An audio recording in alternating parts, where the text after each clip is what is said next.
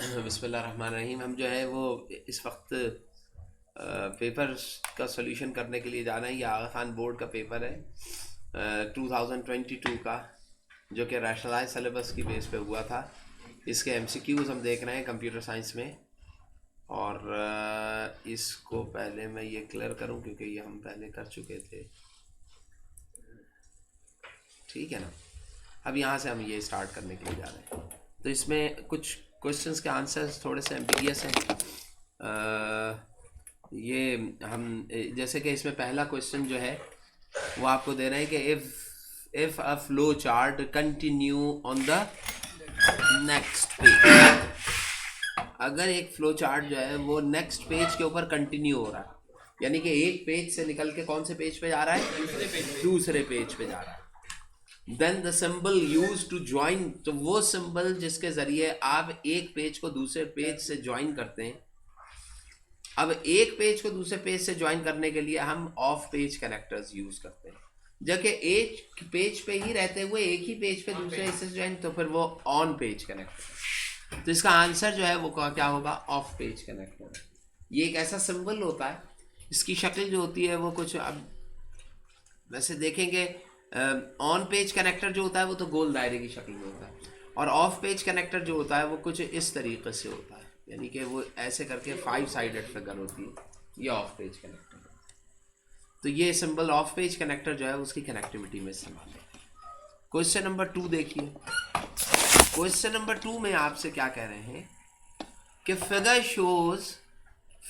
Shows the iteration control structure. ये iteration क्या चीज होती है, कोई जानता है? आइट्रेशन आइट्रेशन जो है ना, वो कहते हैं लूपिंग को, वो कहते हैं रिपीटेशन को। समझ रहे हैं?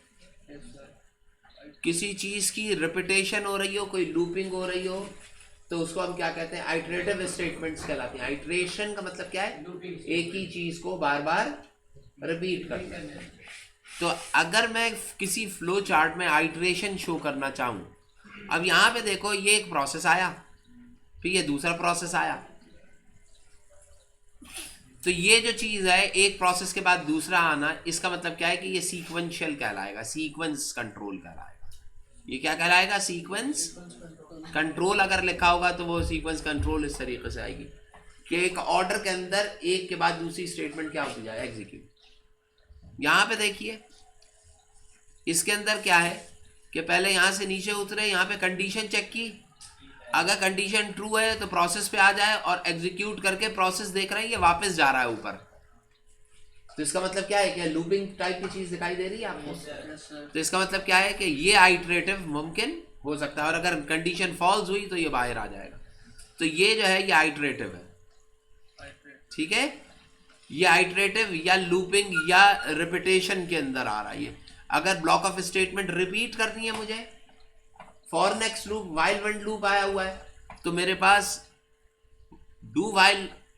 मेरे पास फ्लो चार्ट के अंदर उसकी रिप्रेजेंटेशन इस तरीके से सही है। सर इसमें अगर कंडीशन फॉल्स होगी तो वापस चला जाएगा, तो दोबारा तो नहीं आएगा ना, ये रिपीटेशन थोड़ी होगी। रिपीटेशन का मतलब क्या है कि कंडीशन अगर ट्रू हुई, यस हुई, प्रोसेस करने के बाद यहाँ पे फ्लो वापस जा रहा है, यस सर, दोबारा आ रहा है।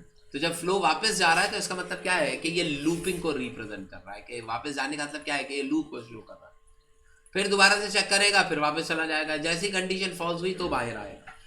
तो इसका मतलब क्या है कि ये लूपिंग की इंप्लीमेंटेशन इसके थ्रू हो सकती है। अगला देखिए, यहाँ पे देखिए ये वाला प्रोसेस, ये कंडीशन इसे चेक की, कंडीशन ट्रू है तो प्रोसेस 1 हो जाए, और अगर फॉल्स हुई तो प्रोसेस 2, और करने के बाद वापस चला जाए, यानी कि रिटर्न नहीं कर रहा है ये, दोबारा नहीं आ रहा।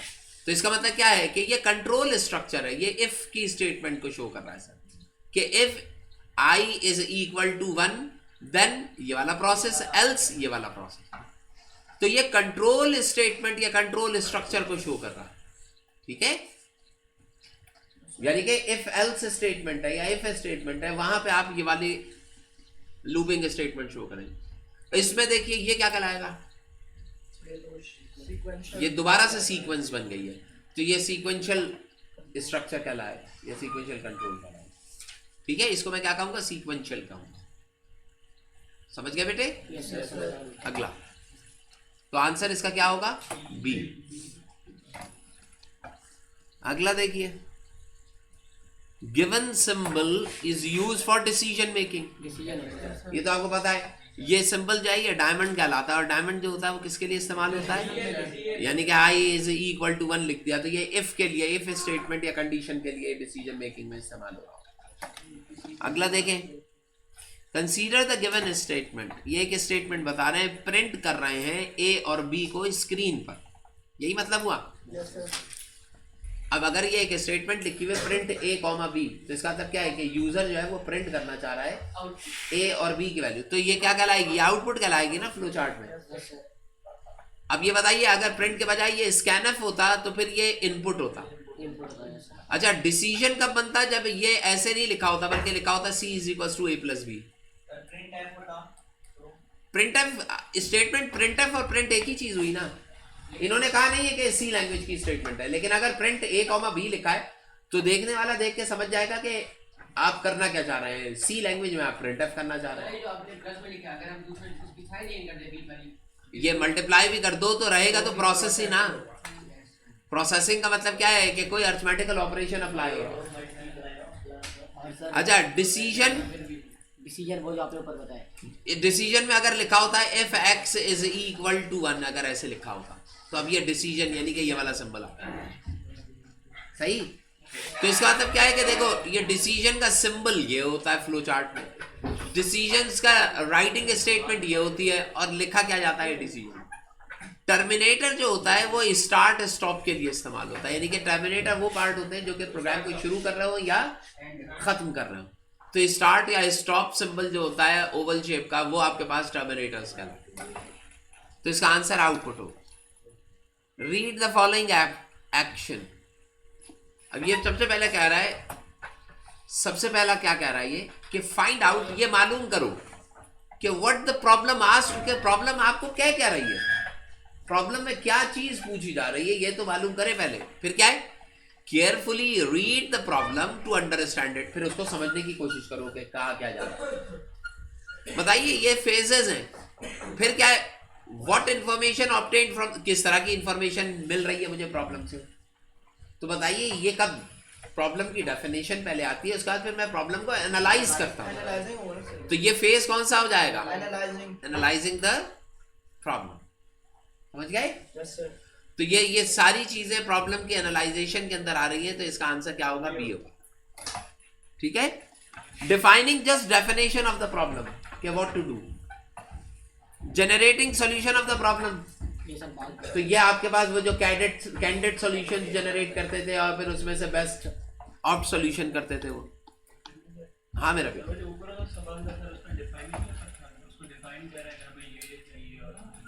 फिर से कहिए। हाँ हाँ, देखिए, डिफाइनिंग प्रॉब्लम का मतलब क्या है कि we have a problem and we are writing it on to the paper.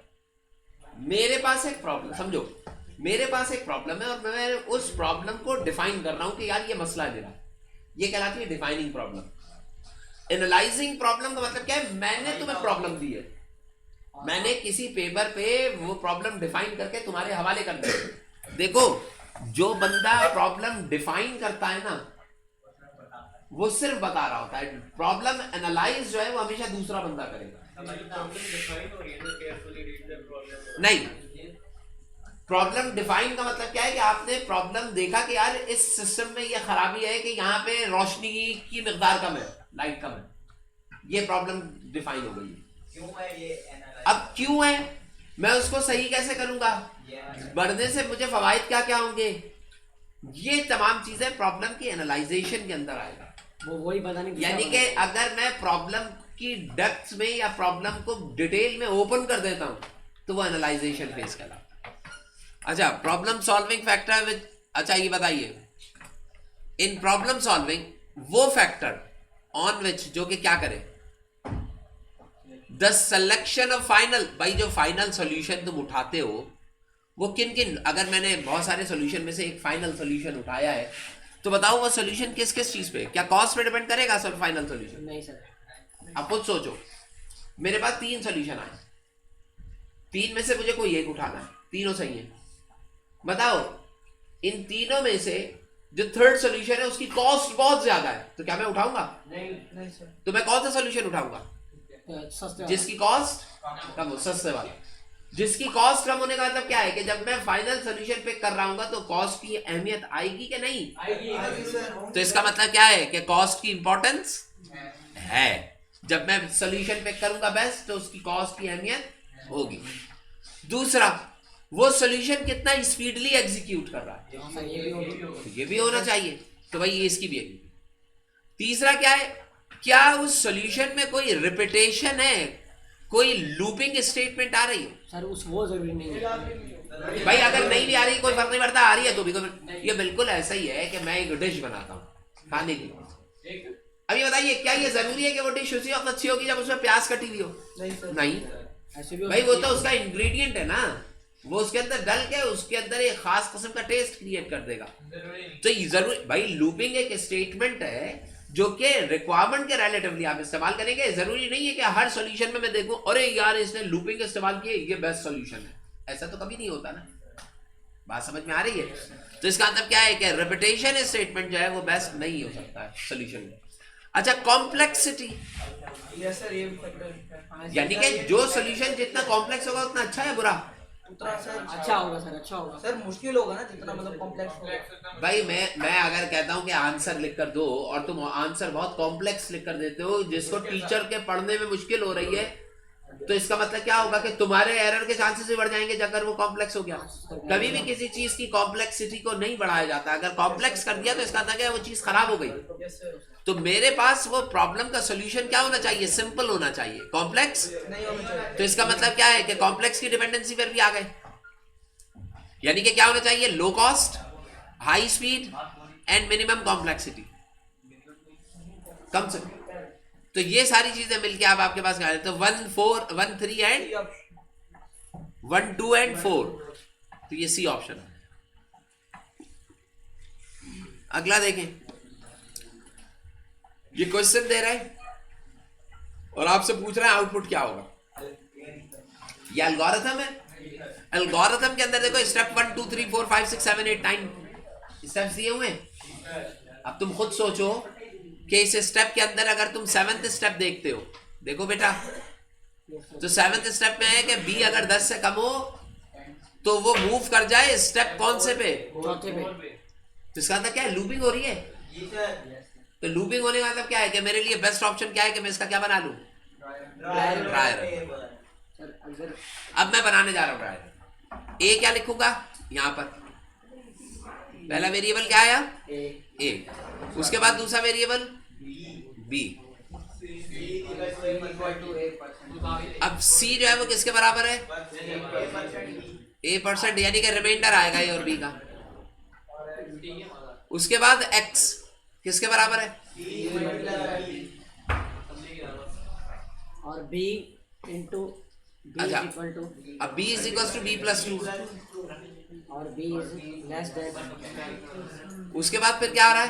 B is less then, फिर ये b इज लेस देन,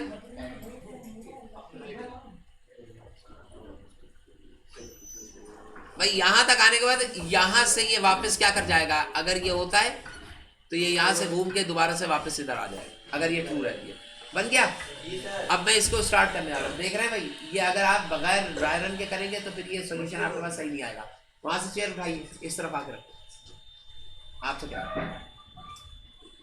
अब बताइए ए क्या है? 10 है। 10 है, बी 6 है, b 6 है। सर अब 6 को 10 से डिवाइड कीजिए, 6 Four + आएगा, 6 four। 4, रिमाइंडर कितना आया? 4। अब c और b को मल्टीप्लाई कर रहे हैं तो 4 6 x में क्या चला गया? 24, b की वैल्यू क्या थी? 8 हो गया सर ये। तो यहाँ पे क्या बन गई? 8। तो ये अब बताइए 8 is less then 10, true. Step 4 वापस आ जाएंगे। a अभी भी 10 है। बी देखो भाई b की वैल्यू क्या हो चुकी? 8, 8 चेंज हो गई। सी वही है। अब ये बताइए 8 और 10 को जब आप डिवाइड करेंगे 10 तो रिमाइंडर कितना आएगा? 2। अब 8 2 सा 16। ये क्या हो गया 10। ये क्या हो गया फॉल्स 10 होगी भाषा में। फॉल्स। समझ गए? x की वैल्यू प्रिंट तो अब तुम्हें जो प्रिंट कराना है वो क्या X x। की तो value। बताइए last updated value of x क्या है? 16 तो बताइए भाई 16 होना चाहिए। ये रहा 16। एक बार दोबारा बताइए सर। हाँ देखें a और b है, ये रिमाइंडर के लिए ऑपरेशन यूज होता है, डिवीजन के लिए नहीं। तो बताओ 10 डिवाइडेड बाय 6 यानी कि 6 को डिवाइड करेंगे किस चीज से 10 से, तो 6 1 जा रिमाइंडर कितना आया 4 तो ये 4 रिटर्न होगा, तो ये 4 आंसर आ गया। जब 8 को 10 से किया तो रिमाइंडर कितना आया 2। तो अब आपके पास आंसर आ गया। चले आगे। Yes sir. तो देखिए ये ड्राई रन जब आप लिख देते हैं तो वो क्वेश्चन जो है वो इजी हो जाता है। आइए देखिए ये एक और क्वेश्चन दे दिया। इसमें भी देखिए यहाँ तक चलने के बाद स्टेप 6 से स्टेप 4 पे आ रहा है, तो ये भी बैक कर रहा है। Yes sir. इसमें तो इसका भी आप क्या कर सकते हैं ड्राई रन। अब ये बताइए इसका ड्राई रन बनाएंगे तो कैसे बनेगा? पहले क्या वेरिएबल है x, फिर क्या है फिर है आपके पास y, फिर है p q अब फिर वेरिएबल क्या है p, फिर q फिर वेरिएबल क्या है q, फिर p इज इक्वल टू फिर p is equals to p multiply bye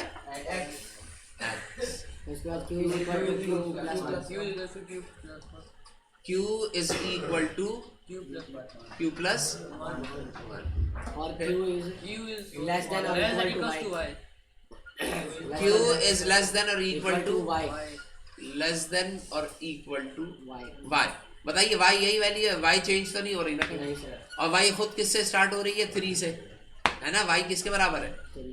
तो इज लेस देन और इक्वल टू 3 भी लिख सकता हूँ मैं। Yes sir. ठीक है, अगर ये कंडीशन ट्रू होगी तो वापस यहाँ पहुंच जाएंगे। आप स्टार्ट कीजिए भाई। x की वैल्यू क्या है 5 y 3 y की वैल्यू क्या है 3 p 1 है। समझ में आ रहा है? Yes sir. हाँ बेटा आप लोगों के देखिए x और y p किसके बराबर है 1 और q 0। अब बताइए p मल्टीप्लाई बाय यानी कि p और x को मल्टीप्लाई करें तो 5 1 जा 5, ठीक है 5 1 जा 5, तो p की वैल्यू क्या आ गई 5। q जो 0 था वो क्या हो गया 1। अभी ये ट्रू है 1 is less than equal to 3। अब इधर आ जाएंगे x अभी भी क्या है 5, y अभी भी क्या है 3, p 5 है। p जो है वो क्या बन चुका 5, q क्या हो गया है 1। अब बताइए किस किस को p और x को मल्टीप्लाई p और 5 5 जा 25। सही। q जो था वो 1 था, यहाँ क्या हो गया अभी भी क्या होगा ये ट्रू, वापस लौट जाएंगे। 5 ऐसे ही रहेगा, y अभी भी 3 है, p क्या है 25, q क्या था 2। अब 25 को 5 से मल्टीप्लाई करेंगे 125, प्रीवियस वैल्यू खत्म हो जाएगी, ये हो जाएगा 3। अभी भी ये क्या है ट्रू, अभी भी लौटेंगे 5 3 125, फिर यहाँ पे क्या हो जाएगा ये 3, फिर ये जब मल्टीप्लाई करेंगे 125 को 5 से तो ये क्या बन जाएगा 625। अब ये क्या हो जाएगा 4 और ये क्या हो जाएगा फॉल्स। ठीक है, तो अब आपने आउटपुट क्या दे रहे हैं यहाँ पर, आउटपुट क्या दे रहे हैं आउटपुट p है, तो यहाँ पे बताइए आउटपुट क्या दे रहे हैं 625। हम वो वैल्यू भी लिख सकते हैं ना p की ऊपर वाली सर। ये क्यों? ये p की 125 वाली क्यों नहीं लिखेंगे? क्या हो रहा है? मैंने क्या सर ये वहां से आगे का कहाँ से उठिए इधर आके बैठ जाओ।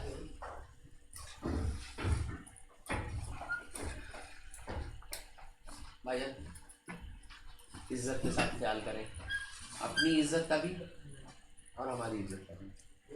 नहीं समझे, मैं आपसे कह रहा हूँ ये दूसरा बच्चा है जो साइड से हटा है, ये तो देखा वो रबड़ मारा 2 बच्चे हट चुके हैं हमारे पास। मैं नहीं तुम उधर ही रहोगे, तुम नहीं हटोगे। आगे तो ऐसी हरकत ही कैसे उठाने बोलने की कोशिश नहीं कर रहा, कर रहा है ना? पानी लाओ।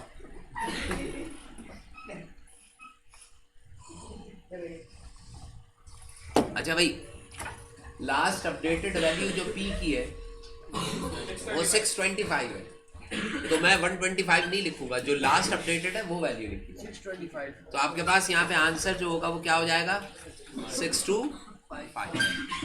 अच्छा, अगला कह रहे हैं the rules of programming language के जो रूल्स होते हैं, जो उसकी ग्रामर होती है वो क्या कहलाती है। अच्छा, ये जो सिमेंटिक होते हैं ये लॉजिक ऑफ स्टेटमेंट कहलाएगी, स्टेटमेंट की या प्रोग्राम की जो लॉजिक है। अब मसला देखिए, मुझे अगर एडिशन करनी है, अब जरा खुद सोचे, मैं एक प्रोग्राम बनाने के लिए जा रहा हूँ जिसमें 2 नंबर्स इनपुट लेके उनको क्या करना हूँ, ऐड करना। तो मैं क्या करूंगा, मैं पहले इनपुट ए लूंगा, फिर इनपुट बी लूंगा, और दोनों को ऐड करके सी में डाल दूंगा, उसी को प्रिंट करा दूंगा। तो आने वाला आंसर क्या होगा, 2 नंबर का सम। Yes sir. लेकिन मुझे बताइए कि वहां पे एडिशन के बजाय मैंने गलती से मल्टीप्लिकेशन लिख दिया, तो बताइए प्रोग्राम की एग्जीक्यूशन में कोई एरर आएगा? नहीं। लेकिन आंसर आउटपुट आपके पास सही नहीं आएगा, तो इसका मतलब क्या है कि उसमें कौन सा एरर होगा, सिमेंटिक, उसकी लॉजिक गलत है। सिमेंटिक का मतलब क्या है कि लॉजिकली वो चीज क्या है, रॉन्ग है। देखिए मैं आपको बताऊं, एक शख्स नमाज पढ़ता है, नमाज का तरीका उसने गलत रखा हुआ है, तो उसकी ग्रामर गलत है। लेकिन एक शख्स दिल से नमाज नहीं पढ़ रहा और दिखावे के लिए कर रहा है, तो फिर उसका सिमेंटिक गलत होगा, उसकी लॉजिक गलत है, Syntax उसका सही है. उसका सेंटेक्स नमाज में पूरे अल्फाज इस्तेमाल कर रहा है, सब कुछ कर रहा है, लेकिन इसका मतलब क्या है, उसकी ग्रामर ठीक है, उसके रूल्स रेगुलेशन ठीक है, लेकिन उसकी लॉजिक गलत है। लॉजिक का मतलब क्या है, लॉजिक जो होती है ना, ये तकवा कहलाता है बेसिकली। नहीं, कंप्यूटर आपको नहीं, लॉजिकल, तभी ये कहते हैं कि लॉजिकल एरर कंप्यूटर नहीं फाइंड आउट करके देगा। जो बंदा होता है ना, ह्यूमन, जिसने प्रोग्रामर, जिसने प्रोग्राम बनाया होता है, लॉजिकल एरर हमेशा वो रेक्टिफाई करेगा, जबकि रूल्स एंड रेगुलेशन के एरर्स जो होते हैं वो कंप्यूटर खुद आपको बताता है कि भाई यहाँ पे ये चीज गलत है। डीबगिंग क्या कहलाता है कि किसी प्रोग्राम को जब तुम एग्जीक्यूट करते हो तो उसमें आ जाते हैं एरर, तो एरर का जो रिमूवल होता है, रिमूव करना है एरर को, वो आपके पास क्या कहलाता है, डीबगिंग कहलाता है। कंपाइलेशन तो वो आपके पास प्रोसेस होता है जिसमें फाइल्स जो होती है या डिफरेंट। अगला कह रहा है सी कंपाइलर ट्रांसलेट्स, क्या काम करता है, मशीन कोड। बताइए सी कंपाइलर जो होगा वो क्या मशीन कोड को ये बताइए, मशीन कोड क्या ट्रांसलेट हो सकता है? नहीं सर, वो तो पहले से ट्रांसलेटेड होता है, तो ये तो गलत हो गया। सोर्स प्रोग्राम, सोर्स प्रोग्राम कौन सा होता है? सर जो कंप्यूटर का मतलब जो नहीं नहीं, बताओ सोर्स प्रोग्राम किसे कहते हैं? उसका अपना ही प्रोग्राम जो होता है सर, जो बंदे ने लिखा है, जो बंदे ने लिखा है, जो आप लिख रहे होते हैं, जो सी लैंग्वेज में प्रोग्राम लिखते हैं ना, that is called source program. तो बताइए क्या कंपाइलर सोर्स प्रोग्राम को ऑब्जेक्ट प्रोग्राम में कन्वर्ट करता है? यस, करता है। तीसरा क्या है, मशीन कोड इनटू, क्या कंपाइलर मशीन कोड को ट्रांसलेट करे? नहीं सर, नहीं। चौथा क्या है, C language program into source code, या जो सी लैंग्वेज का प्रोग्राम होता है वो बताते खुद ही सोर्स प्रोग्राम होता है, तो इसकी कन्वर्जन तो हुई नहीं।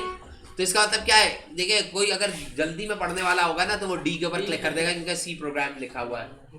सोर्स के बजाय, अगर सोर्स के बजाय यहाँ पे ऑब्जेक्ट कोड लिखा होता ना तो ये ठीक होता। तो ये यस वाला यानी कि बी वाला जो ऑप्शन जो होगा वो यहाँ पे करेक्ट होगा।